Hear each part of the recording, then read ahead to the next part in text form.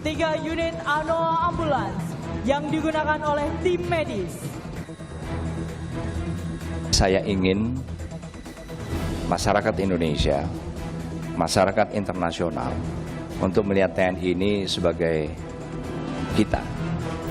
Menetapkan Jenderal TNI Andika Perkasa SEMA MSc sebagai calon Panglima TNI. Saya harus mengakhiri masa pengabdian di Tentara Nasional Indonesia. Biar yang nyetir Pak Andika. Tongkat Komando Panglima segera beralih ke Jenderal Andika Perkasa. Prosesnya bisa dibilang tanpa kendala meski tak lepas dari pro kontra soal giliran Matra. Apa saja PR terdekat dan tugas besar dari Panglima TNI baru? Bagaimana pula kans dari Panglima TNI Marskal Hadi Cahyanto untuk masuk ke Kabinet Presiden Jokowi? Kami ulas lebih dalam bersama saya, Friska Clarissa. Presiden Jokowi menetapkan hati memilih Jenderal Andika Perkasa sebagai Panglima TNI. Surat Presiden soal pergantian Panglima yang diantarkan pihak istana ke DPR Rabu 3 November lalu tak butuh lama untuk diproses. Uji kepatutan dan kelayakan, verifikasi faktual, hingga rapat paripurna pengesahan calon Panglima di DPR berlangsung kurang dari sepekan. Meskipun sejumlah pro dan kontra terkait tak bergilirnya Matra tetap ada. Kalau dari gedung parlemen di Senayan, sudah sering terdengar ramai suara dukungan untuk Jenderal Andika. Bahkan jauh sebelum dipilihnya calon Panglima TNI oleh Presiden Jokowi. Tapi tidak dengan di istana. Lebih senyap karena etisnya tidak boleh ada yang melangkahi Presiden yang memegang hak prerogatif. Pertemuan-pertemuan terkait pun digelar secara intern atau tertutup. Terakhir misalnya 1 November lalu siang hari saat hujan mulai turun di kompleks istana, saya melihat ada mobil berplat bintang 4 milik Panglima TNI dan Kapolri yang berada di depan gedung utama Sekretariat Negara. Pada saat itu Panglima TNI dan Kapolri bertemu dengan Mensesnek secara tertutup, artinya itu adalah 2 hari sebelum surpres atau surat Presiden terkait pergantian Panglima diantarkan langsung Mensesnek ke DPR. Sementara terkait dengan rotasi Matra, Menteri Sekretaris Negara Pratikno menyebut bahwa bisa nanti pada periode berikutnya giliran Angkatan Laut. Selama ini memang ada 2 nama mengerucut yang dipilih oleh Presiden Joko Widodo. Dari Matra Laut ada Laksamana Yudo Margono dan dari Matra Darat ada Jenderal Andika Perkasa. Sampai akhirnya Presiden melabuhkan pilihan kepada Jenderal Andika Perkasa yang diputuskan sebelum Presiden melakukan lawatan ke 3 negara pada akhir Oktober lalu. Pekerjaan rumah terdekat Jenderal Andika pasca dilantik nanti adalah memilih calon kasat yang segera ditinggalkannya. Berdasarkan Undang-Undang TNI, Kepala Staf Angkatan diangkat dan diberhentikan oleh Presiden atas usul Panglima. Setidaknya ada 3 nama calon kuat yang mengemuka. Di antaranya yang pertama Letjen Dudung Abdurrahman. Pangkostrat saat ini yang rekam jejak karirnya cukup moncer.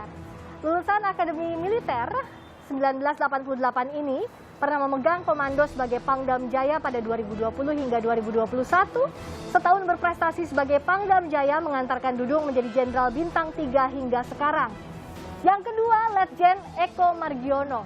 Lulusan Akademi Militer 1989 ini pernah menjabat Pangdam Jaya dan Pangkostrat yang saat ini dijabat Letjen Dudung. Ia juga menjabat Pangkostrat pada 2020 hingga 2021. Sampai saat ini Letjen Eko Margiono menjabat sebagai Kasum TNI sejak 2021. Yang ketiga, Letjen Bakti Agus Fajari. Secara angkatan di Akademi Militer, ia merupakan senior Letjen Dudung dan Letjen Bakti Agus, angkatan tahun 1987. Ia menjabat Pangdam Diponegoro sejak 2020 hingga 2021. Lalu sejak Maret 2021, ia mendampingi Jenderal Andika Perkasa sebagai Wakil Kepala Staf Angkatan Darat hingga kini. Saya ingin masyarakat Indonesia, masyarakat internasional untuk melihat TNI ini sebagai kita. Jenderal Andika Perkasa menjanjikan sejumlah fokus tugas. Penguatan pelaksanaan tugas-tugas TNI, penguatan operasi pengamanan perbatasan darat, laut, dan udara, serta peningkatan kesiapsiagaan operasi militer untuk perang dan selain perang. Ada pula peningkatan operasi siber, sinergitas intelijen, dan pemantapan interoperabilitas Trimatra, serta penguatan penataan organisasi dan reaktualisasi peran diplomasi militer. Jenderal Andika akan segera dilantik Presiden Jokowi sebagai Panglima TNI pekan depan sebelum batas masa pensiun Marsikal Hadi Cahyanto akhir November. Marsikal Hadi pun sudah berpamitan bertepatan pada Hari Pahlawan di hadapan Kasal dan para prajurit TNI AL di Kota Pahlawan, Surabaya.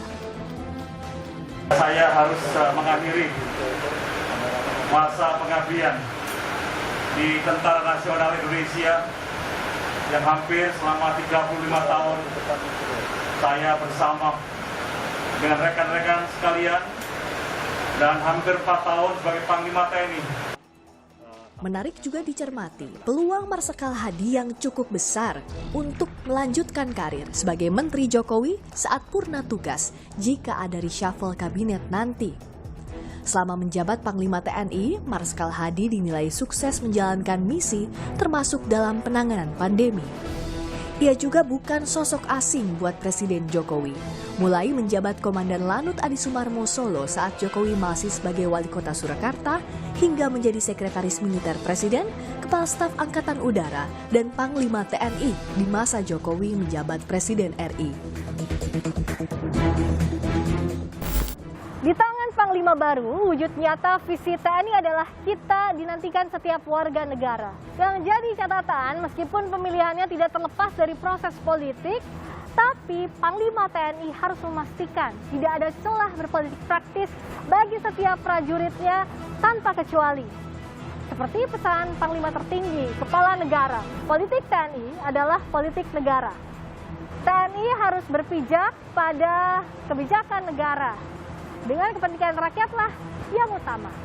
Tak kalah dinantikan, akankah Marsikal Hadi Cahyanto masuk ke dalam kabinet Jokowi setelah purna tugas sebagai Panglima TNI? Rizka Clarissa, Yanwar Ruslim, Kompas TV, Jakarta.